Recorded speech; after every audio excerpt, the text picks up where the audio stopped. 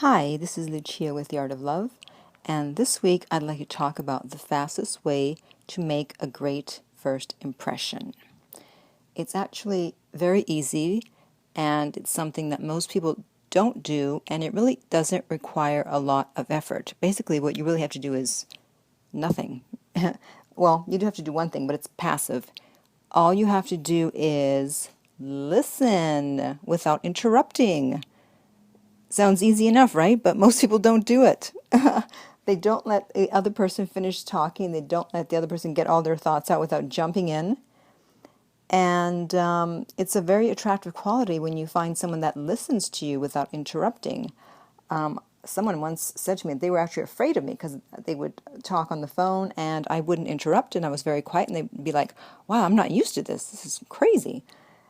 And most people aren't used to that because usually people want to interject their thoughts or their experience and say, oh, well, this happened to me too, and this happened to me too. But don't you find that the people that you connect with, that you want to talk to on a deeper level, that you want to tell actually what's really going on in your life, are the people that listen without judgment and without saying anything?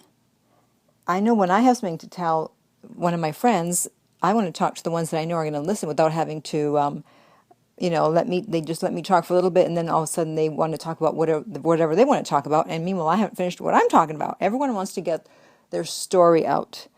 And so the fastest way to stand out, make a good impression, is to just listen without interrupting. In fact, listening has been called white magic. And yet most people don't do it. It's so underutilized. And I've noticed that my friends, the ones that are very successful in business, that's what they do. When I'm on the phone with them, they do not interrupt. If I'm saying something, they wait until I'm totally finished, and then they say what they have to say. And when I'm talking on the phone with someone, also, I don't interrupt. And sometimes people have said, are you still there? Because they don't hear anything. And I'm like, yeah, I'm just listening. I'm just listening. They're surprised that they can have the floor for that length of time. And if you want to go one step further, you can do what's called reflective listening. And that is when you take what they've said and you summarize it just briefly. So they've just told you a story, and so you say, okay, so what you're saying is blah, blah, blah, blah, blah. Or you make a conclusion about, what they're trying to say or how they feel. And it's a very attractive quality to be understood. We all want to be with someone who understands us. We don't want to be with someone who doesn't understand us, right? Who, will say something, they'll be like, yeah, okay, and then start talking about something else. I mean, you can't really connect with someone like that. You can't build a deeper relationship with someone who doesn't understand you. So if you're able to take what someone says to you and summarize it briefly, do reflective listening, then your company will be gold because most people are not able or even willing to do that. So this all may sound, just so simplistic. Really, all I have to do is listen?